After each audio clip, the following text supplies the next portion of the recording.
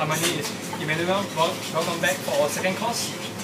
For the second course, I would like to present to you our fish dish. It's a monkfish that we sous vide with a 56 degree for 3 minutes. So this dish is to bring out the pureness of the fish. So for the first thing that we do, we have some fricassee of mushroom with some hijiki. And now we'll just lay the fish, lay the cube over, and after that, the fish.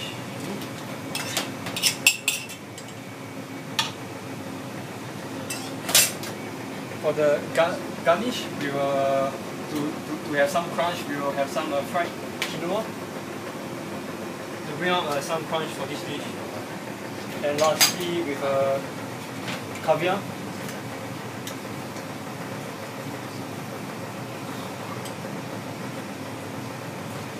But we have this.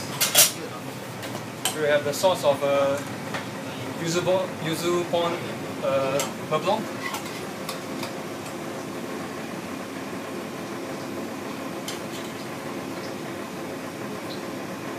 Okay. So to have some freshness to this dish, we will just garnish with some acina. Okay. So this is our second course, our monkfish that we cook in sous vide. Thank you.